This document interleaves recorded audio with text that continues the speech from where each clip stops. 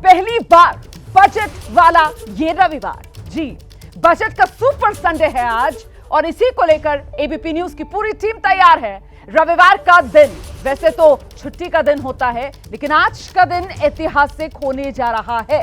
पूरे देश को बजट का इंतजार है।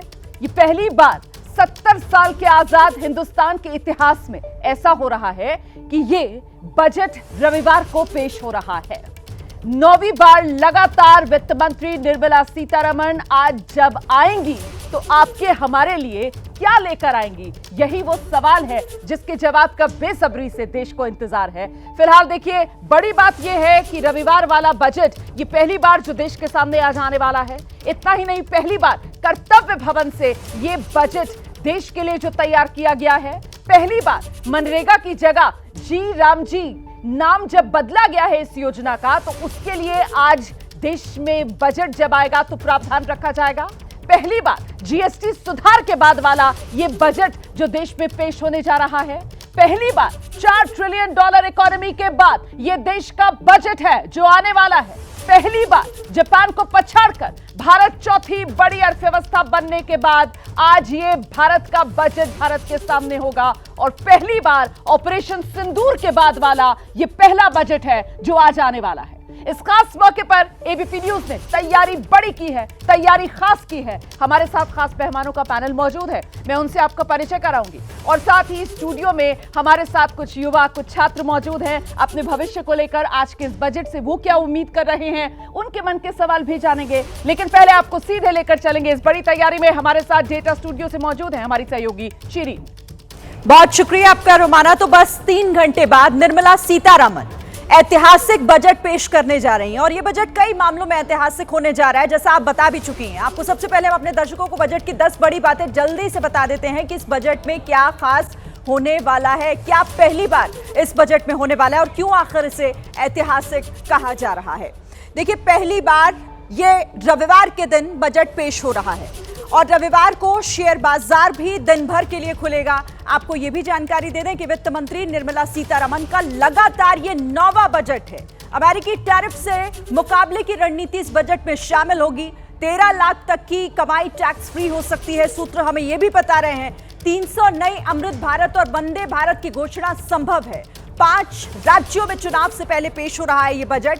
पीएम मोदी के रिफॉर्म एक्सप्रेस के सबसे बड़े सुधारों की घोषणा भी संभव है और इसी के साथ भविष्य की तकनीक, एआई, सेमीकंडक्टर, ग्रीन हाइड्रोजन पर भी फोकस हो सकता है। देखिए, अगले साल जीडीपी 6.8 से 7.2% का अनुमान है और आर्थिक सर्वे ये कह चुका है पहले ही। तो ये वो तमाम बड़ी बातें हैं जिसको लेकर अब इंतजार हो रहा है कि आखिर क्या कुछ होने वाला है और किस तरीके से और ज्यादा ऐतिहासिक हमारा ये आम बजट आज देश के सामने पेश करेंगी Nirmala Sitharaman. Romana, over to you. देखिए, सुबह के 8 बज चुके हैं और 11 बजे वो वक्त होगा जब देश का आम बजट देश के सामने होगा। मतलब करीब 3 घंटे का इंतजार बाकी है। रविवार का दिन है, पहली बार देश के इतिहास में रविवार को ये बजट पेश हो रहा है। तो क्या है छुट्टी वाले दिन बजट की असली कहानी, ये एक्सक्लूसिव रिपोर्ट में आपके लिए लेकर आई हूं। जरा पहले इसे देखिए आप। आजादी के बाद जब से बजट पेश होना शुरू हुआ है, सबसे ज्यादा सोमवार को 21 बजट पेश हुए, मंगलवार को 11, बुधवार को 18 बजट, गुरुवार को 10 बजट, शुक्रवार और शनिवार को 17 बार बजट पेश हुए हैं। इसमें आम बजट और अंतरिम बजट शामिल हैं। यानी रविवार का दिन इस लिस्ट में नहीं था। अब पहली बार रविवार को बजट पेश हो रहा है। हिंदुस्तान के इतिहास में ये पहली बार होने जा रहा है, लेकिन अब ये इतिहास शुभ अशुभ के सियासी फेर में फंस गया है। हिंदू धर्म में कोई काम रविवार को नहीं शुरू होता है, लेकिन इस सरकार तो धर्म की आड़ में छिपती है और अगर रविवार को भी बजट ला रही है तो हम लोग यह देख रहे हैं कि उसमें देश के बेरोजगार नौजवानों को क्या मिला। या किसने कह दिया कि रविवार को कोई नया काम शुरू नहीं होता हिंदू धर्म में। देखिए, बजट एक संवैधानिक और प्रशासनिक प्रक्रिया है जिसका किसी धर्म या आस्था से कोई संबंध नहीं होता। रविवार को पेश होने वाले बजट पर सियासत की सोच आपके सामने है। धर्म क्या कहता है उससे जानने से पहले ऐतिहासिक महत्व को समझिए। ये तस्वीर 1999 की है। वित्त मंत्री यशवंत सिन्हा ने बजट पेश किया। ये बजट इतिहास में दर्ज हो गया था, क्योंकि इसी बार से बजट शाम के बजाय सुबह 11 बजे पेश होने लगा। लेकिन वो तारीख थी 27 फरवरी। तब तक परंपरा ये थी कि बजट फरवरी के आखिरी कामकाजी दिन पर पेश होगा। क्योंकि रविवार को सरकारी छुट्टी होती है, इसीलिए जब भी फरवरी की आखिरी तारीख रविवार को पड़ी, बजट एक दिन पहले यानी शनिवार को पेश कर दिया गया। 1999 में भी यही हुआ था। 2017 से 1 फरवरी को बजट पेश हो रहा है और इस बार भी रविवार होने के बावजूद बजट 1 फरवरी को ही पेश हो रहा है। वैसे रविवार की वजह से तारीख बदलने की रवायत पुरानी है, बहुत पुरानी। आजादी के बाद 1948 में 29 फरवरी को रविवार था, इसीलिए बजट एक दिन पहले शनिवार 28 फरवरी को पेश हुआ। इसके बाद 5 ऐसे मौके आए जब फरवरी के आखिरी दिन यानी 28 तारीख को रविवार पड़ा तो 27 फरवरी को शनिवार के दिन बजट आया। 1954, 1965, 1982, 1993 और 1999। अब ऐसा किसी शुभ अशुभ के फेर में हुआ या फिर रविवार को होने वाली छुट्टी की वजह से, ये सवाल इतिहास का विषय हो चुका है। पहली बार परंपरा टूट रही है। पहले बजट की तारीख खिसका दी जाती थी, लेकिन इस बार रविवार होने के बावजूद बजट उसी दिन पेश किया जा रहा है। देश की राजधानी दिल्ली में 79 साल की परंपरा को तोड़ते हुए रविवार को संसद में बजट पेश होगा, तो देश की आर्थिक राजधानी मुंबई में पहली बार रविवार को बजट के लिए शेयर बाजार पूरे दिन खुलेगा और दलाल स्ट्रीट पर आम दिनों की ही तरह कामकाज होगा। और आइए मैं अब आपका परिचय कराती हूँ खास मेहमानों का पैनल जो इस वक्त हमारे साथ स्टूडियो में मौजूद है। आप देख सकते हैं हमारे साथ प्रदीप भाटी जी, टैक्स एक्सपर्ट यहाँ पर स्टूडियो में मौजूद हैं। श्री मनोरंजन शर्मा जी, अर्थशास्त्री हैं, वो इस चर्चा में हमारे साथ जुड़ रहे हैं। एनसी महेश्वरी सर, हर बार जब बजट की कवरेज होती है तो महेश्वरी जी को आप देखते हैं, बाजार के एक्सपर्ट हैं, फारसाइट मार्केट एक्सपर्ट, वो हमारे साथ मौजूद हैं। हमारे साथ स्टूडियो में मौजूद हैं राघवन संपत कुमार, जो कृषि विशेषज्ञ के तौर पर यहाँ आज की इस चर्चा में शामिल हो रहे हैं। वहीं पैनल में दूसरी तरफ में जल्दी से आपका परिचय कराऊं, प्रदीप मिश्रा जी जो रियल एस्टेट एक्सपर्ट हैं, वो हमारे साथ जुड़ रहे हैं। रविंद्र गुप्ता जी रेलवे एक्सपर्ट के तौर पर हमारे साथ मौजूद हैं। Sir x DG secretary Indian railways रहे हैं। और हमारे साथ 2 वरिष्ठ पत्रकार यहाँ इस पैनल में मौजूद हैं, विजय त्रिवेदी जी और राकेश शुक्ला जी। बहुत स्वागत आप सभी का। तो सबसे पहले तो एक क्विक रिएक्शन जो मुझे मनोरंजन सर ने कहा था कि सबसे पहले पूछ लीजिएगा सभी से कि इस बजट से उम्मीद क्या कर रहे हैं। यहीं से शुरुआत करते हैं। प्रदीप जी, क्या उम्मीद है संक्षेप में 30 सेकंड? देखिए, 2014 से जहां हम खड़े हैं कि किसान, गरीब और मिडिल क्लास के लिए कुछ अच्छा होगा, वो बजट अभी तक हमने देखा नहीं है। जहां मैनिफेस्टो 2014 का कहता था कि डबल डिजिट ग्रोथ होगी, वो हमने देखा नहीं कहीं पे। वो हमने नहीं देखा कि किस तरह से काला धन 100 दिन में आने वाला था। उसके लिए कोई पिछले 10 साल के अंदर, 11 साल के अंदर कुछ आगे बढ़ा नहीं। मैन्युफैक्चरिंग का हमने बैगेज बहुत हो जाएगा बहुत ज्यादा अगर इस तरीके की बातें हम करेंगे। ठीक है, एक्सपेक्टेशंस पे मैं बाद में आती हूँ। चलिए छोड़िए, आज छुट्टी का दिन है, संडे का दिन है, और संडे सुबह सुबह काम के लिए हम सबको यहाँ पर आना पड़ा। शुक्ला जी, रविवार वाले बजट पर हो जाए 2 लाइनें। देखिए, मुझे लगता है कि मध्यवर्गीय, सर्विस सेक्टर और एग्रीकल्चर, ये तीनों एक बड़ी उम्मीद लेके चल रहे हैं। क्योंकि किसानों को ये लग रहा है कि 6,000 रुपये की जगह पे थोड़ी सी राशि बढ़ जाएगी, क्योंकि देश में जो छोटे काश्तकार हैं उनकी संख्या ज़्यादा है, यानी 2.5 एकड़ और 5 एकड़। तो मतलब संडे सुबह सुबह उठकर बजट अगर आप देखेंगे तो फिर मिडिल क्लास को, किसानों को, सर्विस क्लास को कुछ ना कुछ जरूर हाथ लगेगा, ये उम्मीद राकेश शुक्ला जी जता रहे हैं यहाँ पर। विजय सर, रविवार वाला बजट। रोमाना जी, आज रविवार का बजट है और इस साल 5 राज्यों के विधानसभा चुनाव है। निर्मला जी ने 8 जो बजट पेश किए, उसमें केरल की साड़ी अभी तक नहीं पहनी है। क्या इस बार वो केरल की साड़ी पहनेंगी? क्योंकि केरल, तमिलनाडु, खुद तमिलनाडु से आती है, तमिलनाडु में भी तो है चुनाव, बंगाल में भी चुनाव है, असम में भी चुनाव है, तो वो साड़ी भी तय करेगी। जैसे आज सवेरे सवेरे बारिश हो गई कि निर्मला जी की बारिश किस राज्य पर ज्यादा होगी। वैसे मुझे पर्सनली लग रहा था कि पश्चिम बंगाल वाली वो जो जामदानी वाली साड़ी होती है ना, आज वो उसमें दिखेगी। अंदर से मुझे लग रहा था कि पश्चिम बंगाल वाली साड़ी आज देखने के लिए मिलेगी। पहली साड़ी उन्होंने, लेकिन केरल की अभी तक नहीं पहनी है। तो चलिए देखते हैं आज किस वेशभूषा में दिखेंगी वित्त मंत्री निर्मला सीतारमण। सर, संडे अमूमन कितने बजे सोकर उठते हैं? जल्दी उठना पड़ा सर, आना पड़ा यहाँ पर शो के लिए। संडे भी कामकाज? हाँ मैडम, आज संडे हो सकता है, लेकिन आज का बहुत अहम दिन है। जैसा कि आज बजट का दिन है, तो भारत लगातार बहुत तेजी से विकास कर रहा है। वैश्विक स्तर पे जब 3% के आसपास का विकास हो रहा है, भारत निरंतर रूप से 6.5 से 7.5% का विकास कर रहा है। इस बजट से हमको उम्मीद है कि इंफ्रास्ट्रक्चर, मूलभूत सेक्टर्स पे और फोकस रहेगा, प्राइवेट इन्वेस्टमेंट, क्राउडिंग इनकी बात होगी, MSMEs, एग्रीकल्चर, फिस्कल डिसिप्लिन पे एक बार फिर से पुनः बल दिया जा सकता है। मूलतः स्थिरता, निरंतरता और क्रेडिबिलिटी पे मेरा मानना है बजट का मुख्य केंद्र रहेगा। Perfect sir. महेश्वरी सर के पास आते हैं। सर, यार रविवार वाले बजट की बात कर रहे हैं और मुझे लगता है ये दर्द सबसे ज्यादा आप ही बयां कर पाएंगे, क्योंकि बाजार के लिए मौका भी है और छुट्टी वाले दिन बाजार खुल रहा है। ये भी पहली बार ही हो रहा है इतिहास में कि आज संडे को बाजार खुलेगा। संडे को पहली बार हो रहा है और फुल टाइम हो रहा है। मुझे लगता है डिफरेंट सर्कमस्टांसेस हैं और एक डिफरेंट बजट होगा, लेकिन फिर भी हर सेक्टर को, हर नागरिक को इससे कुछ ना कुछ अपेक्षा है। लेकिन अपेक्षा कब पूरी होगी? जब हमारे पास कलेक्शन होगी। तो गवर्नमेंट को मुझे लगता है एक नया सोच के साथ आना पड़ेगा कि कैसे कलेक्शन हो रही है और उस मोबिलाइजेशन को हम कैसे स्पेंड कर रहे हैं, क्योंकि हमें इलेक्शन को भी देखना है, हमें टैरिफ के वार को भी देखना है, हमें अपनी डिफेंस रिक्वायरमेंट को भी पूरी करनी है। तो हमें पैसा चाहिए और रिलीफ भी देना है। तो एक मुझे लगता है बहुत ही अच्छा सर्कमस्टांसेस है और इसको गवर्नमेंट कैसे बैलेंस करती है, मुझे लगता है सारे लोग देखेंगे। और इसमें माइक्रो से मैक्रो की तरफ जा रहा है। आज एक आम आदमी, जरूरत नहीं है उसको मुझे 2 रुपये कम मिले या ज़्यादा मिले, वो तो है ही है, लेकिन वो टोटल इकोनॉमिक सिस्टम से जुड़ना चाहता है कि कैसे कलेक्शन आती है और कहाँ जाती है। तो मुझे लगता है कुछ और अच्छे सुझाव देखने को मिलेंगे, कुछ आउट ऑफ बॉक्सेस सॉल्यूशन आपको देखने को मिलेंगे। आप बिल्कुल सही कह रहे हैं sir, out of box solution इसी की दरकार है। और ये आउट ऑफ बॉक्स सॉल्यूशन की दरकार है, ये मैं क्यों कह रही हूं, क्योंकि देखिए ये लगातार 9वां मौका है जब वित्त मंत्री निर्मला सीतारमण बजट पेश करेंगी, लेकिन उनके सामने एक नहीं, 2 नहीं, बल्कि सीधे सीधे 9 चुनौतियां मुंह बाय खड़ी हैं। वो चुनौतियां कौन कौन सी हैं, सीधे आपको लेकर चलेंगे डेटा सेंटर शीरीन के पास। बिल्कुल रोमाना, 9वां बजट है और संडे में ये बजट पेश हो रहा है, तो निर्मला सीतारमण के पिटारे में क्या होगा वो तो हम देखेंगे, लेकिन उसकी चुनौतियों की हम बात कर रहे हैं और ये वो 9 चुनौतियां जो सामने आ सकती हैं। देखिए, सबसे पहली और बड़ी चुनौती क्या है, वो है विकास की रफ्तार। लक्ष्य है 2047 तक विकसित भारत बनने के लिए हर साल 8% की ग्रोथ, लेकिन यहां पर हकीकत है 2026 से 27 के लिए 6.8% से 7.2% का अनुमान। फासले को पाटेंगे किस तरीके से, यह बहुत बड़ी चुनौती होने वाली है। अब दूसरी जो चुनौती वो बेरोजगारी से जुड़ी हुई। लक्ष्य है दिसंबर 2025 में बेरोजगारी दर 4.8% रही है। एआई के कारण 2031 तक टेक्नोलॉजी सेक्टर 15 लाख नौकरियां गंवा सकता है, ये नीति आयोग की रिपोर्ट में इस बात का जिक्र किया गया है।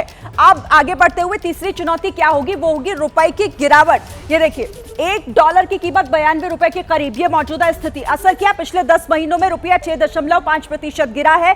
कच्चा तेल, विदेशी सामान ऊंची कीमतों पर, तो ये एक बहुत बड़ी चुनौती के तौर पर। अब आगे बढ़ते हैं, अगली चुनौती सोना चांदी की बढ़ती हुई महंगाई। सभी जानते हैं सोना 1.71 लाख रुपए और जिस तरीके से लगातार वो बढ़ रहा है, यह भी चुनौती है कि कैसे कंट्रोल होगा। पांचवी चुनौती चीन के साथ व्यापार घाटा, कैसे आकर वो पूरा होगा। छठी चुनौती है प्रदूषण और स्वच्छ शहर, ये बहुत बड़ी, क्योंकि रिपोर्ट में जिस तरीके की चीजें निकल कर आ रही हैं उसे कैसे कम करेंगी। अमेरिका का टैरिफ लगातार बढ़ता हुआ, उस पर भी कैसे कंट्रोल होगा। खेती और किसानों की आय जो है वो किस तरीके से बढ़ेगी और जमीनी स्तर पर उसमें कितना काम होगा, ये भी देखना होगा। और इसके बाद जो अब 9वीं चुनौती की भी बात कर लेते हैं कि आखिर वो चुनौती कौन सी रहने वाली है, तो मैन्युफैक्चरिंग की सुस्त चाल। मेक इन इंडिया के बावजूद जिस तरीके से 12 से 14% पर ही अटका हुआ है, वो कैसे बढ़ेगा। 25% करना चाहती है सरकार ताकि भारत दुनिया का कारखाना बन सके। तो ये 9 चुनौतियां और बहुत बड़ी चुनौतियां जाहिर तौर पर सरकार के सामने है, जिनसे उबरना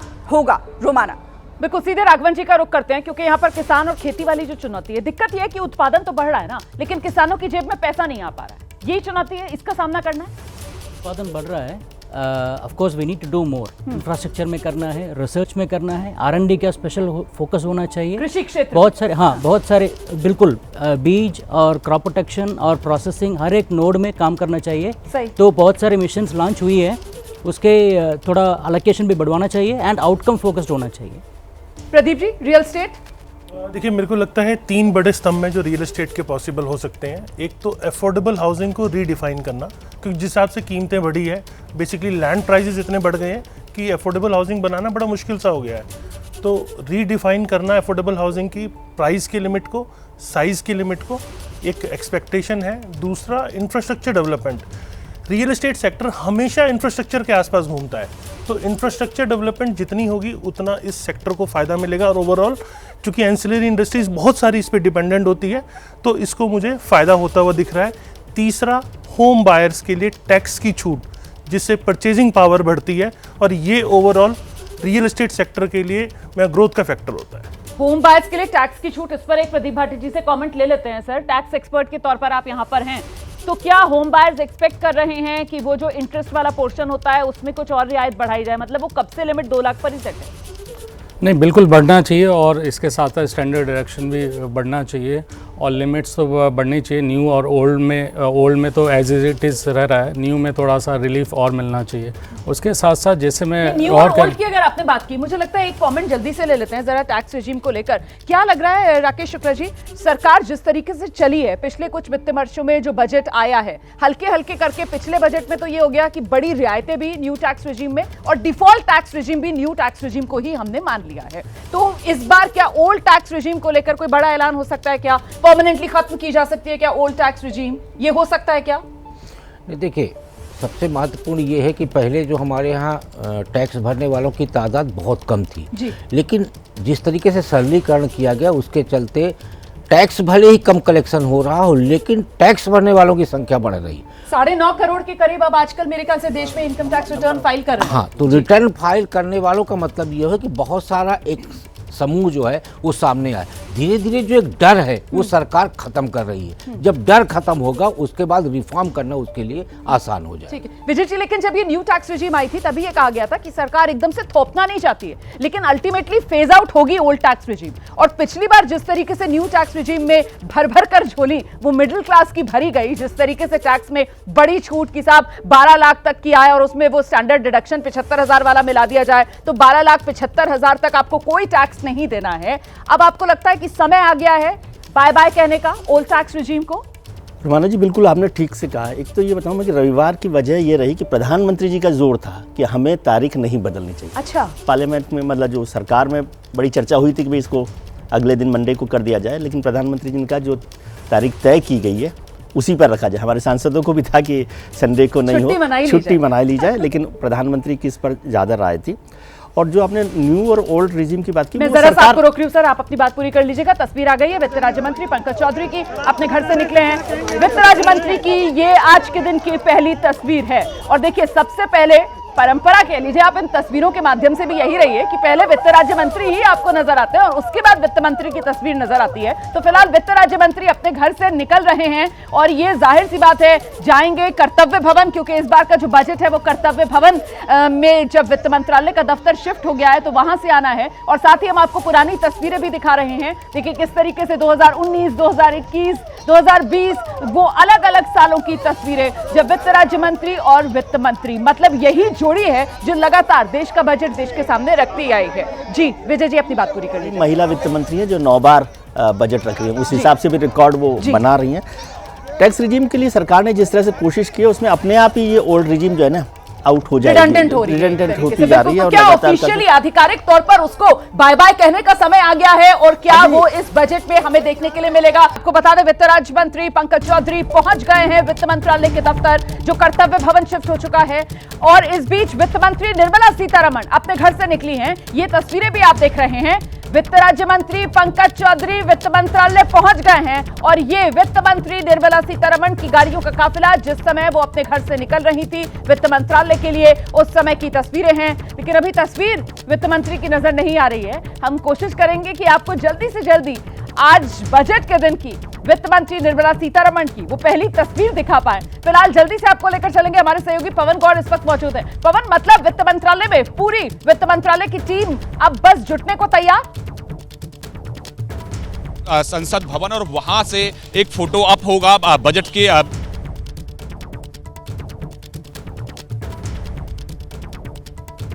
पवन, आपको मेरी आवाज मिल रही है क्या?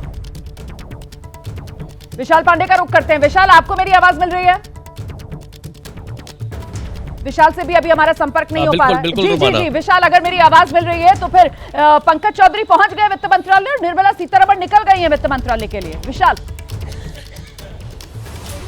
बिल्कुल रोमाना, वित्त राज्य मंत्री पंकज चौधरी थोड़ी देर पहले ही अपने घर से निकले और वित्त मंत्रालय पहुंच चुके हैं। निर्मला सीतारमण भी वित्त मंत्रालय पहुंचने वाली हैं। एक फोटो ऑप यहां पर होगा और उसके बाद जो आगे की कार्रवाई है वो पूरी की जाएगी। बजट को लेकर जब पंकज चौधरी अपने घर से निकल रहे थे, उनसे सवाल पूछा गया तो उन्होंने कहा कि बहुत अच्छा बजट आएगा, बहुत शानदार बजट आएगा। ये कहते हुए वित्त राज्य मंत्री पंकज चौधरी यहां से वित्त मंत्रालय के लिए रवाना हुए हैं और वहां पर एक फोटो ऑप होना है। खास बात यह है कि जिस तरह से एक लॉन्ग टर्म को ध्यान में रखते हुए ये बजट पेश किए जाने की तैयारी सरकार की तरफ से की जा रही है। बड़ी परियोजनाओं पर ज्यादा फोकस किया जा सकता है, इंफ्रास्ट्रक्चर के क्षेत्र पर ज्यादा इंतजार इसी बात का है कि वो जो शानदार बजट कहा जा रहा है कि कितना शानदार बजट आएगा, इसको लेकर पवन गौर क्या सुगबुगाहट है? देखिए रोमाना, जब 29 तारीख को प्रधानमंत्री नरेंद्र मोदी ने बजट सत्र के दौरान जब प्रेस कॉन्फ्रेंस को संबोधित किया था तो उन्होंने कहा था कि ये बजट जो है वो रिफॉर्म एक्सप्रेस है। तो यानी इस बजट को जो है रिफॉर्म एक्सप्रेस प्रधानमंत्री ने बताया था कि जिस तरह से लगातार सरकार जो है रिफॉर्म, परफॉर्म और ट्रांसफॉर्म के फॉर्मूले पर लगातार काम कर रही है, तो ये बजट जो है रिफॉर्म एक्सप्रेस होने वाला है। प्रधानमंत्री ने बताया चूंकि अब जो 21वीं सदी है उसका पहला क्वार्टर का रुख करते हैं और अंकित गुप्ता जो है वही मंत्रालय में ही मौजूद है। अंकित, पंकज चौधरी पहुंच गए और वित्त मंत्री निर्मला सीतारमण बस पहुंचने को।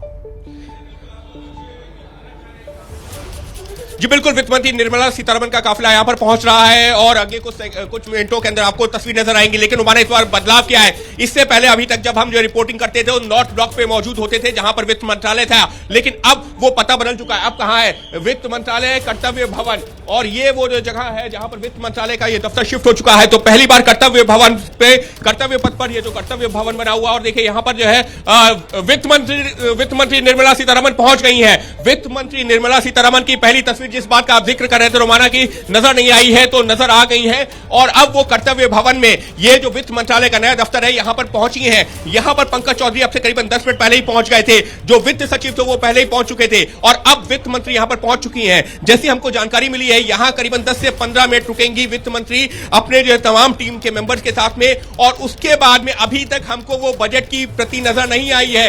वो बही खाता जो आई टैब में जो इस वक्त जो है टैब में होता है वो अभी नजर नहीं आया। लेकिन कुछ देर बाद ये देखिए सामने आज यहाँ पर तैयारियां भी अलग हैं, क्योंकि अमूमन हम देखते थे सालों से जो एक रीति चली आ रही थी कि नॉर्थ ब्लॉक के गेट से बाहर निकलती हुई नजर आती थी वित्त मंत्री और उनके हाथ में जो है वो टैब या बही खाता होता था। लेकिन आज यहाँ पर रेड कारपेट लगा हुआ है, यहाँ पर सामने इंतजाम किया गया है और पहुंचेंगी कुछ देर बाद। अब से करीबन 15 मिनट के आसपास का वक्त लगेगा जब वित्त मंत्री निर्मला सीतारमण सहयोगी पंकज चौधरी और वित्त सचिव के साथ में यहाँ पर नजर आएंगी। वो पहली बार वो तस्वीर नजर आएगी बजट की, वो प्रति नजर आएगी जिसका देश बेसब्री से इंतजार कर रहा है। लेकिन रोमाना, एक जो है महत्वपूर्ण चीज और बताना चाहूंगा, इस बार के बजट में क्या अंतर होगा। इस बार का बजट जैसी हमको जानकारी मिली है वो जो प्रेजेंट करने का तरीका है वो भी अलग होगा। नई बिल्डिंग है, नया जो तस्वीरें होंगी, लेकिन बजट को पेश करने का तरीका भी अलग होगा। क्योंकि अभी तक पार्ट ए, बजट देखिए 2 हिस्सों में होता है, पार्ट ए और पार्ट बी।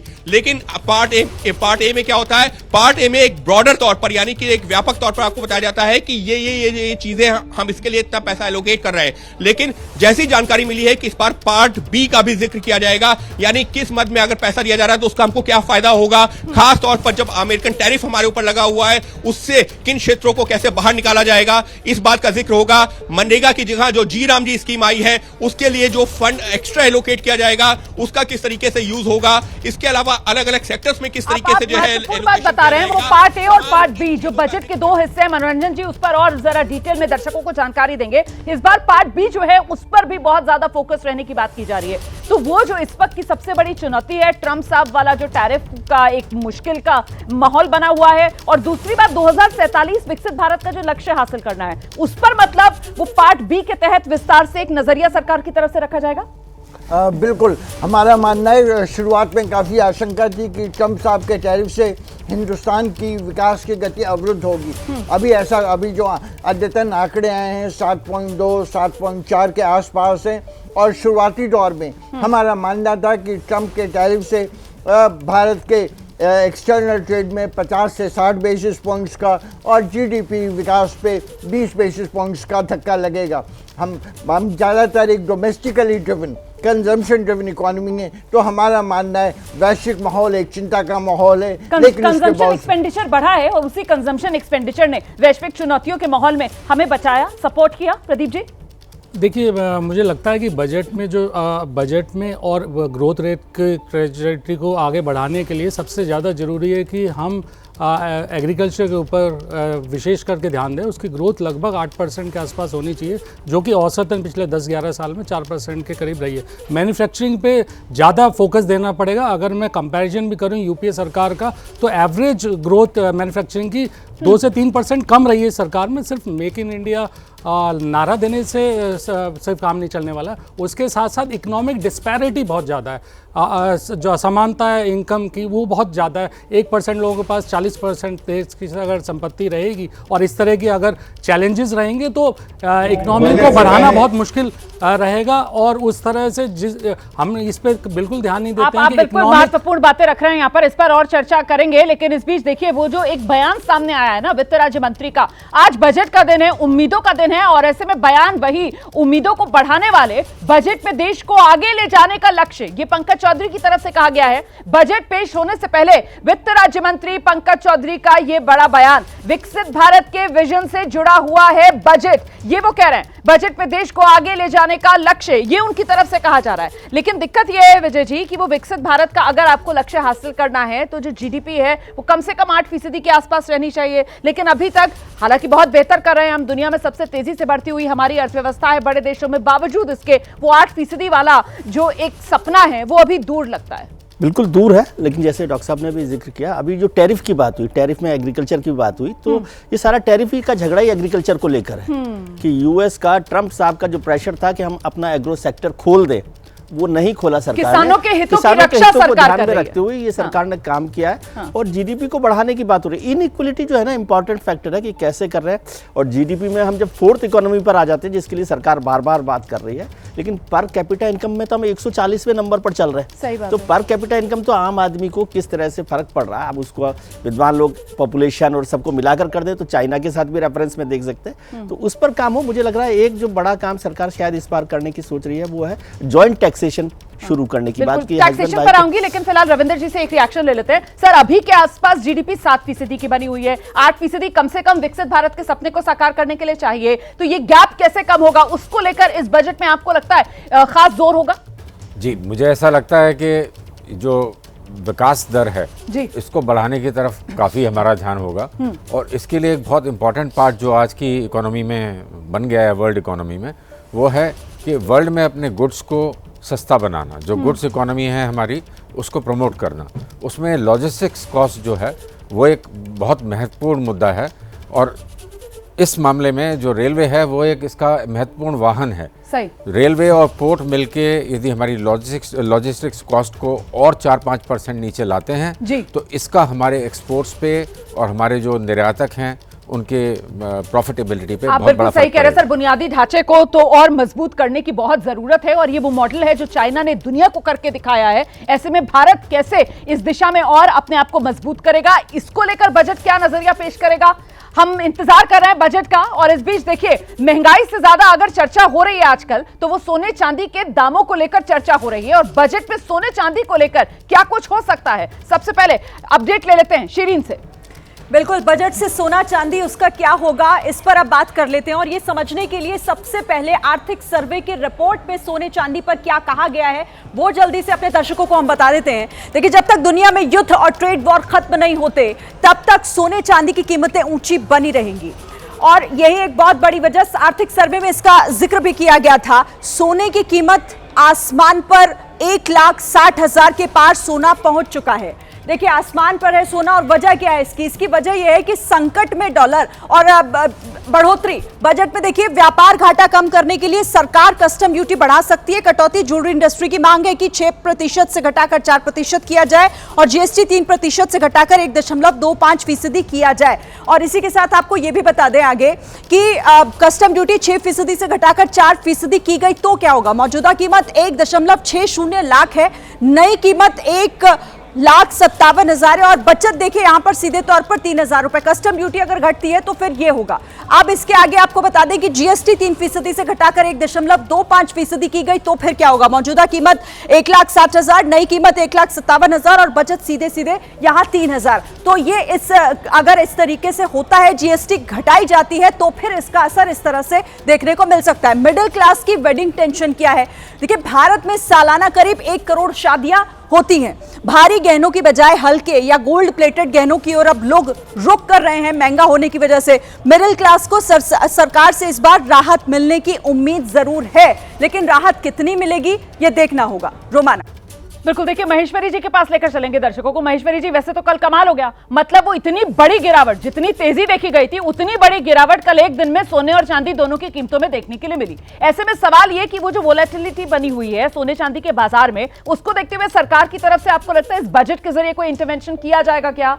और क्या वो मिडिल क्लास के वो सोने के गहने का सपना सरकार कुछ साकार करने में मदद करेगी? देखिए, बुलियन में government intervention is not enough. As a matter of international commodity है, इंटरनेशनल प्राइस चल रही है। खाली ऐसा नहीं है कि इंडिया में ही प्राइस बढ़ी है, ग्लोबल प्राइस बढ़ी है और मुझे नहीं लगता कि गवर्नमेंट इसमें कोई मीनिंगफुल इंटरवेंशन कर सकती है। और जहाँ तक जीएसटी की बात है, वो मेरे ख्याल outside of scope of budget है, तो मुझे नहीं लगता जीएसटी का कोई रुझान आएगा। कस्टम्स ड्यूटी वगैरह जो कहा जा रहा है कि उसको कम कर दे सरकार। अगर कस्टम ड्यूटी कम करेगी तो उसका कोई मीनिंगफुल इम्पैक्ट नहीं आएगा, बिकॉज अल्टीमेटली हमें देखना पड़ेगा ग्लोबल साइकिल क्या है और ये बढ़ क्यों रही है। हाँ। सबसे जो बढ़ने का महत्वपूर्ण चीज़ है कि लोग डॉलर से डी डॉलराइजिंग ऑफ द इकोनॉमी, सबसे कोशिश हो रही है कि हम किस तरह डॉलर पे, क्योंकि डॉलर में कहीं ना कहीं हमें जो विश्वास होता था वर्ल्ड की इकोनॉमी को, कहीं ना कहीं लोगों को लग रहा है कि इससे अलग हटके भी बात की जाए। आप जो बात कह रहे हैं विजय जी के पास लेकर चलते हैं, मतलब एक तरीके से सोना जो है वो अब इस समय जिस तरीके की वैश्विक स्थिति बनी हुई है, सिर्फ एक निवेश का माध्यम नहीं बल्कि वो एक करेंसी क्राइसिस बनकर, करेंसी क्राइसिस सबसे बड़ा हुआ है और दुनिया भर के जो देश हैं वो डी डॉलराइजेशन की तरफ बढ़ रहे हैं, तो वो गोल्ड को अपने वॉलेट में ज़्यादा से ज़्यादा खरीदने की कोशिश कर रहे हैं। और पिछले दिनों जब रूस यूक्रेन का जो मामला हुआ और यूएस ने जिस तरह से बिहेव किया कि उन्होंने डॉलर को जिस तरह से बनाया और रूस के पैसे को भी, बॉन्ड को, जो बॉन्ड वहाँ पर यूएस में होता है, उसको उन्होंने रोक दिया, उससे अमेरिका को लेकर, डॉलर को लेकर आशंकाएं बढ़ी है। तो ज़्यादातर देश जो है अब गोल्ड पर अपना इन्वेस्ट कर रहे हैं, उसको अपने खजाने में डालने की कोशिश कर रहे हैं। और उसकी स्थिति ये हो गई है कि वो केवल अमेरिका में नहीं कर रहे बल्कि वो अपने देश में लाकर उस गोल्ड को अपने वॉलेट में रख रहे हैं। तो इसलिए लगातार उसकी कीमत बढ़ रही है और इस बात से सहमत है कि इसमें कोई सरकार का इंटरवेंशन से प्राइस में बहुत फर्क पड़ेगा, मुझे नहीं लग रहा। ठीक है, लेकिन फिर भी मतलब अब वो जो वैश्विक परिस्थितियां हैं शुक्ला जी, चाहे वो युद्ध वाली स्थिति जो बनी हुई है, जो टैरिफ वाला एक वॉर छिड़ा हुआ है दुनिया भर में, उसको देखते हुए अभी हाल फिलहाल में सोने की कीमतों में, चांदी की कीमतों में कोई भारी गिरावट तो नहीं आएगी। लेकिन अब हमारे यहाँ तो आने वाले समय में शादियां हैं ना, और ऐसे में हमारे यहाँ तो बिना सोने चांदी के जेवरों के शादियां जो हैं उसकी रौनक ही नहीं आती है, चमक ही फीकी पड़ जाती है। तो सरकार इस दिशा में कुछ करेगी? नहीं, देखिए इस समय पर जो सब लोग बोल रहे सही है कि सोने का भंडारण बढ़ाया जा रहा है। भारत जो है 7वें पायदान पे पहुंच चुका है सोन भंडारण में, और जो टॉप 10 देश हैं उनमें नंबर 1 पे अभी भी अमेरिका है। तो ऐसे में क्या है कि हर देश ये चाहता है कि उसके पास अपनी करेंसी के रूप में सोना हो। सोना ऐसा है कभी भी आप उसको बाजार में उतार सकते हैं। ठीक है। तो सोने के भंडारण को लेकर क्यों चिंता हो रही? क्योंकि जिस तरीके के हालात बने हुए हैं पूरी दुनिया में, और हालात क्या है, युद्ध के हालात हैं, तो कब आपको कहाँ पे किसकी ज़रूरत पड़ जाए, यानी अपनी इकोनॉमी को मजबूत रखने के लिए आपके पास जो सबसे मजबूत चीज़ होगी वो है सोना। सोना भंडारण पे इसलिए तमाम देश फोकस करके चल रहे हैं, उसमें अमेरिका भी है, चाइना भी है और भारत भी है। चाइना कर रहा है, लेकिन चाइना और भारत के बीच में कोई बहुत बड़ा अंतर नहीं है। दोनों के स्वर्ण भंडार में अंतर बहुत बड़ा नहीं आया, लेकिन भारत तेजी से अपनी सोने के भंडार को बढ़ा। ठीक है, मैं आ रही हूँ, आप लोग अपनी बात रखिएगा, लेकिन पहले जरा दर्शकों को बताते चलते हैं ना कि ये सोना और चांदी और इस पे पिछले दिनों ये जो महंगाई वाली आंधी आई है, इसकी वजह क्या रही है, जानते हैं जरा शीरीन से।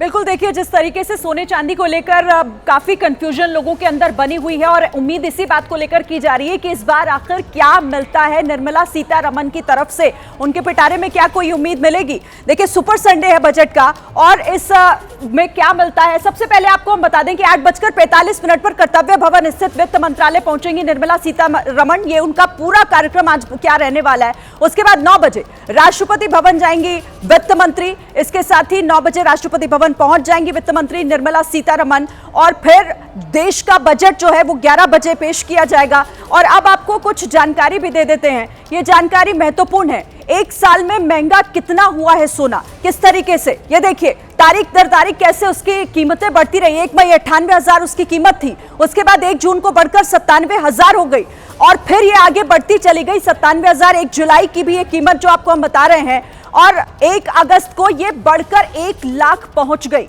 1 लाख का सोना हो गया और फिर 1 सितंबर की तारीख जब 1,05,000, 1,18,000 सोना हुआ 1 अक्टूबर, फिर 1 नवंबर की तारीख जब 1,24,000, 1 दिसंबर 1,30,000, 1 जनवरी 1,34,000 और 1 फरवरी 1,60,000। तो साल भर में सोने की कीमतें कैसे उछाल किस तरीके से मारी है, ये पूरा आप ग्राफ इस वक्त देख पा रहे हैं किस तरह से 2025 से 2026 में जब छलांग लगाई है सोने की कीमत में तो 1,60,000 पर आकर वो रुका है। रोमाना, बिल्कुल इसी वजह से तो वो मिडिल क्लास की जो वेडिंग टेंशन है उसको बहुत बढ़ा दिया ना कि अब आप लेकर जाओ 1.5 लाख रुपया, 2 लाख रुपया, तो आप सोने का गहना खरीदने का जो सपना है उसे अपने मन मुताबिक तो पूरा नहीं कर सकते हैं। ऐसे में सरकार बजट के समय में कुछ इंटरवीन करेगी, इस बजट के जरिए मिडिल क्लास के लिए सोने को सुनहरा बना सकती है क्या सरकार? प्रदीप भाटी जी। देखिए, बिल्कुल सोने का रिजर्व तो बढ़ाना ही चाहिए, लेकिन मुझे ऐसा लगता नहीं है कि ऐसा हो रहा है, क्योंकि अगर आप देखेंगे डी-डॉलराइजेशन इस दशक की सबसे बड़ी एक चैलेंज के रूप में आया है और इसको जितना से ज़्यादा हम रिज़र्व इन गोल्ड में बढ़ाएं बहुत अच्छा रहेगा। लेकिन ये होता नज़र इसलिए नहीं आ रहा है क्योंकि मैं देखता हूँ कि लगभग 155% की ग्रोथ है क्वांटिटी में नापा जाए ये मोदी सरकार में, और यही लगभग पिछली सरकार में रहा। तो कोई बहुत ज़्यादा रिज़र्व हमने बढ़ाया नहीं है। गोल्ड रिज़र्व ये कहा जा रहा है कि गोल्ड रिज़र्व हम बहुत बढ़ा रहे हैं, बढ़ाना चाहिए लेकिन हम बढ़ा नहीं रहे हैं। और दूसरी एक और महत्वपूर्ण चीज़ है कि आप गिरवी रख के माताओं बहनों का सोना गिरवी रख के मुद्रा लोन और ये सब करके बहुत कुछ हासिल नहीं करेंगे। आप उनको डेट के अंदर, और जो एक आज आम आदमी की सबसे बड़ी समस्या है कि डेट उसके ऊपर बहुत बढ़ता जा रहा है। मैं सरकारी डेट की बात नहीं कर रहा हूँ, इंडिविजुअल हाउस होल्ड डेट बहुत बढ़ चुका है। और इस तरह से आप लोन्स के ऑफर्स देके और लोन एक तरह से आप सोना घरों से निकलवा रहे हैं, ये कोई बहुत अच्छी समझदारी वाली पॉलिसी मैं नहीं समझता सरकार कर रही है। मनोरंजन जी आना चाह रहे हैं, लेकिन उससे पहले एक बार फिर से जरा डेटा सेंटर लेकर चलते हैं, क्योंकि बात सिर्फ और सिर्फ सोने की चमक को लेकर नहीं है बल्कि जो चांदी है उसने भी चिंता बढ़ा दी है और सोने के साथ साथ चांदी की कीमतों में भी जबरदस्त उछाल देखने के लिए मिला। कैसे बढ़ी चांदी की कीमतें, जानते हैं शिरीन से। बिल्कुल रोमाना, देखिए सोने की बात हमने कर ली, अब चांदी के बारे में भी जानना जरूरी हो जाता है कि चांदी की जो कीमतें हैं वो किस तरीके से आसमान तक पहुंच गई और लोगों को इस बात का आभास भी नहीं हुआ। ये देखिए 2025 से 2026 का आंकड़ा यहां भी हम अपने दर्शकों को बताते हैं कि कैसे चांदी महंगी हुई। देखिए 1 मार्च की तारीख 1 लाख, इसके बाद 1 अप्रैल 1,07,000 इसकी कीमत में इजाफा हुआ, 1 मई जब 1,03,000, फिर आगे बढ़ते हुए 1 जून को ये स्थिति जो है वो बरकरार रही, फिर 1 जुलाई जब 1,10,000, ये 1 अगस्त को जो कीमतें थी सोने की वो देखिए आप किस तरीके से 1,18,000 थी, फिर सितंबर में ये और बढ़ी, 1 अक्टूबर को 1,54,000 हो गई, 1 नवंबर को 1,68,000, फिर कीमतें बढ़ती हैं दिसंबर में 2,02,000, फिर 1 जनवरी 2,56,000 का ये आंकड़ा, फिर 1 फरवरी आज की तारीख भी आपको बता रहे हैं हम जब 3,52,000। तो एक साल में आप देखिए 1 फरवरी और आज की 1 फरवरी, ये 2025 से 2026 तक किस तरीके से एक साल में चांदी महंगी होती चली गई। रोमाना, तो मनोरंजन जी अब सवाल यह है कि सरकार जो है वो व्यापार घाटा जो है उसे कम करने के लिए कस्टम ड्यूटी बरकरार रखकर या बढ़ाकर या फिर मिडिल क्लास को राहत देने के लिए उसे घटा देगी, संतुलन कैसे? मैडम सोने चांदी के स्तर पे काफ़ी ये इसमें बहुत ज़्यादा बढ़ोतरी हुई है, लेकिन अगर आप वस्तुस्थिति को एक उचित ऐतिहासिक और तुलनात्मक परिवेश में देखेंगी तो पाएंगी जब से नया इंटरनेशनल फाइनेंशियल आर्किटेक्चर बना है ब्रेटन वुड्स कॉन्फ्रेंस के बाद 1945-46 के बाद 3 चीज़ें प्रमुखता से वैश्विक स्तर पे एक सेफ हेवन की तरफ से आई हैं। शुरुआती दौर में सिर्फ गोल्ड और यूएस डॉलर था, विगत कुछ समय में 1-8 साल में हम देखते हैं कि चांदी भी इस श्रेणी में आ गया है जी। सोने की बढ़ती दामों की एक प्रमुख वजह चाइनीज सेंट्रल बैंक जो एक बहुत बड़ी अर्थव्यवस्था है उसने बहुत आयत में सोना खरीदा है, वो भी सरकार क्या कर सकती है, इसलिए कुछ जैसे आपने बताया हम लोग हिंदुस्तानियों का कुछ सोने से चांदी से विशेष लगाव है, खासकर महिलाओं का। लेकिन अब ऐसे माहौल में सरकार लगातार ये प्रयास कर रही ETF exchange trading funds, digitalisation of gold, लेकिन उससे शायद वो एहसास नहीं होता है जो आपको एक फिजिकल गोल्ड लेने में अपने हाथ में रखने से है। तो इन चीज़ों में थोड़ा समय लगेगा, लेकिन सरकार पूरी तरह प्रयासरत है और डिजिटलाइजेशन ऑफ गोल्ड की, सिल्वर की तरफ काफी उचित प्रयास हो रहे हैं। ठीक है महेश्वरी जी, लेकिन यहाँ दिक्कत यह है कि वो डिवैल्यूएशन ऑफ रुपी, जो रुपए की गिरावट है, वो भी एक समस्या बना हुआ है सर। सबसे भयंकर जो समस्या है, मुझे लगता है जो सबसे बड़ा चैलेंज है वो डॉलर का और जो रुपी है उसका ही पैरिटी है। हमें ये देखना है कि क्या डॉलर बढ़ रहा है और या रुपी डिवैल्यू हो रहा है, जरूरी नहीं है। रुपी का अगर हम बाकी करेंसी से कंपैरिजन करें तो उतना ज़्यादा आपको नहीं लगेगा कि हम डाउनफॉल हैं, लेकिन जब डॉलर से कंपैरिजन करते हैं तो हमें एकदम डाउनफॉल काफ़ी लगेगा। अगर हम पिछले साल की बात करें तो वहीं 86 था बजट के टाइम, जो आज 92 पे हो गया, करीब 6% चला गया है। उसके चलते हुए जो हमारे यहाँ पे लैंडेड कॉस्ट है गोल्ड की, जैसे हमने कहा प्राइसेस बढ़ रहे हैं, वो ऑफकोर्स डॉलर्स में भी बढ़ रहे हैं, लेकिन डॉलर्स में क्योंकि डॉलर में बढ़ रहा है और डॉलर का INR रेट बढ़ने से हमें यहाँ ज़्यादा और इम्पैक्ट नज़र आ रहा है। डॉलर को पैसे कैसे बढ़ा सकते हैं, कैसे हमें कंट्रोल कर सकते हैं डॉलर की प्राइस को, जब तक हम अपने एक्सपोर्ट्स को ना बढ़ाएं, जब तक हम अपने ट्रेड सरप्लस को या ट्रेड डेफिसिट को अंकुश ना करें, कहीं ना कहीं से हमें रेवेन्यू लानी पड़ेगी। आज हमें NRI को और नॉन रेजिडेंट को, उनके कैपिटल को कैसे इंडिया में लाया जा सकता है, मुझे लगता है गवर्नमेंट इस चीज़ पे बड़ा सीरियस बयान देगी। उनको CKYC, उनके इन्वेस्टमेंट करने के पैटर्न को काफ़ी मुझे लगता है सिंप्लीफाई किया जाएगा, क्योंकि हमारे पास सोर्स यही है। हमारा वो अपने पैनोरमा में सारे लोगों को लाने के लिए, रिसोर्सेज बढ़ाने के लिए हमें नॉन रेजिडेंट को, फॉरेन एंटिटीज़ को और NRI क्लब को लाना ही पड़ेगा। जब तक इन्वेस्टमेंट नहीं आएगी कोई इनकम नहीं आ सकती। हमारी GST की कलेक्शन कब होगी, जब इन्वेस्टमेंट। तो राघवन से जरा समझते हैं फिर इन हालात के अंदर, जब रुपया भी इस तरीके से डिवैल्यू हो रहा है, एक साल में जैसे अभी सर ने भी बताया कि साहब 6% की गिरावट डॉलर के मुकाबले रुपए में देखने के लिए मिली, और जितनी एशियाई करेंसी है उन तमाम एशियाई करेंसी में डॉलर के मुकाबले रुपया, हमारी करेंसी ऐसी है जिसपे सबसे ज्यादा ये कमजोरी दिखी है। तो इसका कोई हल दिखेगा बजट में? हाँ, इसका इम्पैक्ट है से हमारे इंपोर्ट के ऊपर चलेगा, क्योंकि एडिबल ऑयल इंपोर्ट करते हैं और फर्टिलाइज़र भी इंपोर्ट करते हैं, फर्टिलाइज़र के इंटरमीडिएट्स भी इंपोर्ट करते हैं। सो सबसे ज़्यादा तो क्रूड ऑयल, हाँ क्रूड ऑयल तो है, हाँ, बट एग्रीकल्चर के रिलेटेड है, हाँ, ये तीनों edible oil, fertiliser and fertiliser intermediates, chemicals. तो इसके इन सब का दाम बढ़ेगा, तो it will impact our growth. तो हमको we need to move towards balanced nutrition के तरफ से हमको कदम उठाना है। ठीक है प्रदीप जी। चांदी की कीमतें तो बढ़ रही हैं, लेकिन हमें ये नहीं भूलना चाहिए कि प्रॉपर्टी के लैंड जो प्राइसेस हैं उसकी कीमतें भी बढ़ रही हैं, और कीमतें इतनी बढ़ गई हैं उसकी कि आम आदमी का घर खरीदना भी मुश्किल हो गया है। ये बात सच है कि सोना लोगों को अपने पास फिजिकल रखना बहुत अच्छा लगता है, लेकिन घर एक ऐसी चीज़ है जो लोगों को एक अपना कॉन्फिडेंस देता है, फाइनेंशियल सिक्योरिटी भी देता है और एक छत देता है। तो लैंड के प्राइजेस बहुत ज़्यादा बढ़े हैं, तो यहाँ सबसे बड़ा मैं देख रहा हूँ चुनौती लैंड के प्राइसेस को कंट्रोल करना, जिससे अफोर्डेबल हाउसिंग आ पाए, क्योंकि लग्जरी हाउसिंग बन रही है लेकिन अफोर्डेबल हाउसिंग नहीं बन रही।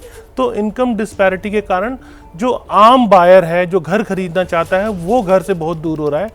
दूसरी बड़ी बात, ऐसे कई प्रोजेक्ट्स हैं जो रुके हुए हैं, तो बहुत सारे होम बायर्स उन फंसे हुए प्रोजेक्ट्स में हैं। तो स्टक हाउसिंग के लिए, स्टक जो प्रोजेक्ट्स हैं उनके लिए स्वामी फंड लेकर आए, 2-3 ट्रांचेज में लेकर आए, बिल्कुल अच्छा किया।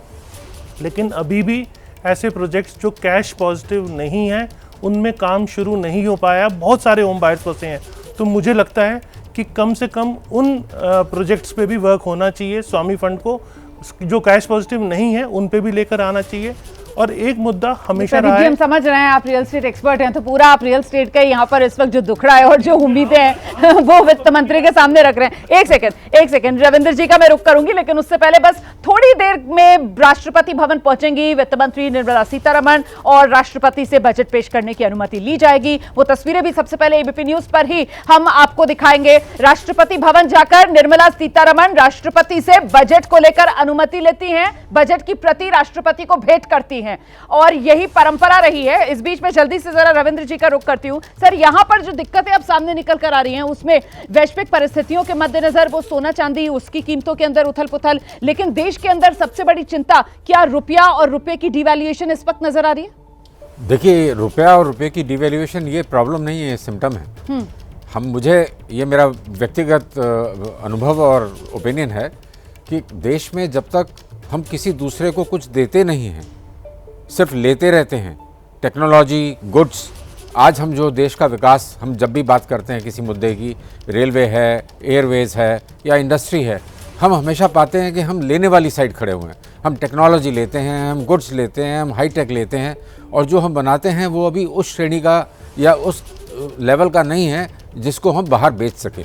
तो मुझे ऐसा लगता है कि इस बजट में गवर्नमेंट को एक दिशा देनी चाहिए कि देश का विकास long term, short term fiscal measure से मैनेज हो सकता है, लेकिन लॉन्ग टर्म में इनोवेशन, रिसर्च, नई मटेरियल, नई दिशाएं, छोटे छोटे देश हैं साउथ कोरिया जैसे, नई टेक्नोलॉजी, ताइवान जैसे देश नई टेक्नोलॉजी के बेसिस पे दुनिया के राजा बने हुए हैं। बिल्कुल, आप लोगों की बात से मुझे यही समझ में आ रहा है कि बात घुमा फिरा कर वो मैन्युफैक्चरिंग पर आती है, और मैन्युफैक्चरिंग जिसके लिए आपको नई तकनीक की जरूरत है, इनोवेशन की जरूरत है, और ऐसे में वो मैन्युफैक्चरिंग सेक्टर जो है वो भी तो कहीं ना कहीं अटका ही हुआ है ना, आगे बढ़ नहीं पा रहा है। सरकार की तरफ से पुश देने की बहुत कोशिश की जाती है। पहले कहा जा रहा था कि साहब अगर डिमांड बढ़ेगी तो फिर जो सप्लाई चेन्स हैं अपने आप में उनका चक्का घूमने लगता है, लेकिन सरकार की तरफ से पिछले कुछ बजट में हम लगातार देख रहे हैं कैसे आम आदमी की जेब में पैसा पहुंचाने की कोशिशें हुई हैं, बावजूद इसके जो मैन्युफैक्चरिंग सेक्टर है उसका चक्का नहीं घूम पा रहा। क्या ये एक बड़ी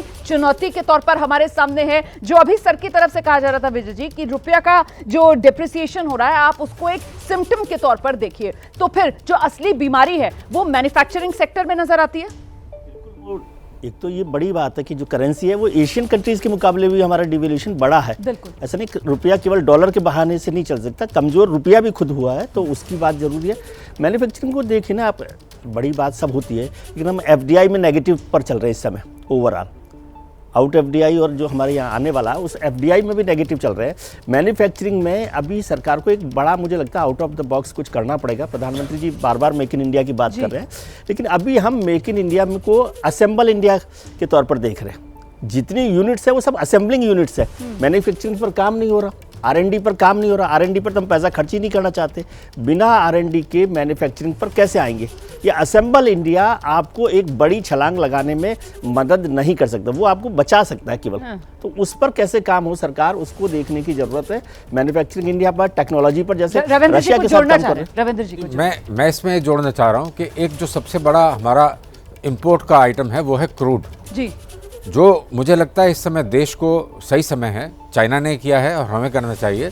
हमें आर्टिफिशियल फ्यूल, ऑल्टरनेट फ्यूल, उनके ऊपर बहुत अधिक जोर देना चाहिए। धीरे धीरे हमारी जो फ्यूल बास्केट है उसको घटाते जाना चाहिए, और यही तरीका है। मात्र जो नॉन कन्वेंशनल सोर्सेज हैं, विंड है, सोलर है, ये हमारी एनर्जी नीड्स को 24 आवर्स एनर्जी नीड्स को पूरा नहीं कर पाएंगे। हैवी नीड के लिए हमें फ्यूल चाहिए, और फ्यूल के लिए हमें पेट्रोलियम से हटके दूसरे फ्यूल्स की तरफ जाना पड़ेगा। बिल्कुल सही कह रहे हैं सर आप, क्योंकि अभी जो हम इंपोर्ट करते हैं उस इंपोर्ट में सबसे बड़ा जो चंक है वो क्रूड ऑयल इंपोर्ट का ही है, और उसी में सबसे ज्यादा भारत का खर्चा होता है। शुक्ला जी, बायोफ्यूल की जो बात की जा रही है, बायोफ्यूल का प्रयोग किया गया अपने यहाँ और एथेनॉल मिलाया जा रहा है, लेकिन वो उतना प्रभावी इसलिए नहीं हो पा रहा क्योंकि छोटे स्केल पर है ना। हाँ, मैं इसलिए बोला उतना प्रभावी इसलिए नहीं हो पाया। एक बड़ा स्केल पे सोचा गया था कि यदि हम इथेनॉल को ज्यादा बढ़ाएंगे तो हमारा जो पेट्रोलियम पदार्थ पे जो खर्च हो रहा है वो कम होगा, लेकिन उसके बाद फिर वो ईवी पे गए, लेकिन ईवी पे भी सक्सेस भारत सरकार इसलिए नहीं हो पाई क्योंकि आपके चार्जिंग पॉइंट सभी जगह नहीं हो पा रहे, तो ईवी भी कुछ पॉकेट पे ही सीमित होकर रह गया। तो आपको सबसे पहले जो इंफ्रास्ट्रक्चर की बात हो रही है तो आपको सर्विस सेक्टर देखना होगा कि हर जगह वो चीजें उपलब्ध करा पा रहे या नहीं करा, तब आपका फ्यूल पे आप कहीं ना कहीं आप रोक लगा पाएंगे। ठीक है जी मनोज जी। हाँ रोमाना जी, रुपए का लगातार अवमूल्यन हो रहा है, लेकिन अगर आप पिछले 75-80 साल का, जब से भारत आज़ाद हुआ, तो इसको उचित परिवेश में देखेंगी तो पाएंगी तकरीबन हर साल 3.5 से 5% रुपए का अवमूल्यन हुआ है। 2 सालों में कुछ विशेष घटनाएं हुई थी। 1966 में 45% अवमूल्यन हुआ, 1991 के वृहद आर्थिक सुधारों में 20% का हुआ। इसकी मुख्य वजह है हमारा करंट अकाउंट डेफिसिट हमेशा नेगेटिव रहता है। नहीं सर, हमें यहाँ बैठकर जस्टिफाई तो नहीं करना है। अगर हम इस लॉजिक से चलेंगे तो 4 से 14 10 साल थे, वहां तो करीब 48 से आप 58 पर ही लेकर गए थे। अब यहाँ पर अगला दशक आप देख लीजिए, 58 से आप कहां पर पहुंच गए, 92 पे पहुंच गए। तो समस्या जो है उसको तो सामना करना ही पड़ेगा ना, तभी तो समाधान ढूंढेंगे। आइए बताइए जल्दी से। देखिए, मैं इसको पॉलिटिकल तो नहीं बनाना चाहता, नहीं तो मोदी जी की वो मुझे बात जरूर याद आती है कि जैसे जैसे डॉलर की वैल्यू, रुपये की वैल्यू गिरती है, देश का सम्मान गिरता है। लेकिन कुछ इंपॉर्टेंट बातें सामने आई, इनोवेशन को लेके सामने आया कि इनोवेशन इंडिया में बजट जो लगभग 1 से 1.25% पे अटका हुआ है, वहीं इजराइल 6% अपने GDP का रेशो में खर्च कर रहा है।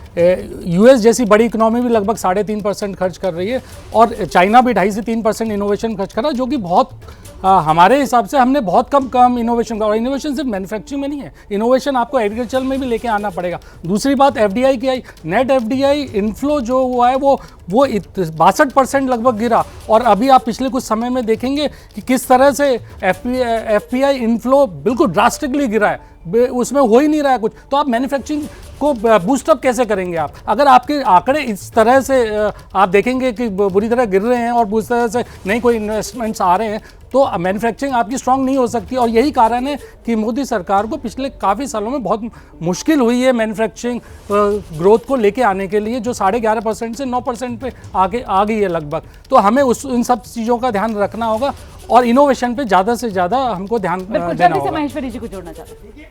Why government action is not enough. हमें समझना पड़ेगा कि इन्वेस्टमेंट लाने की जो बात है, जब तक वो प्राइवेट सेक्टर उसके साथ बैंडवैगन में नहीं जुड़ेगा, हम उसमें कुछ नहीं कर पाएंगे। बिकॉज वो एक रास्ता दिखा सकते हैं, उस रास्ते को मोनेटाइज करना, उसको एवोपोरेट करना, या उसको एक्सप्लॉइट करना, या उसको हमें पूरे ढंग से यूज करना, वो प्राइवेट सेक्टर के पास ही है। और प्राइवेट एक्सपेंडिचर जो है वो नहीं बढ़ रहा है।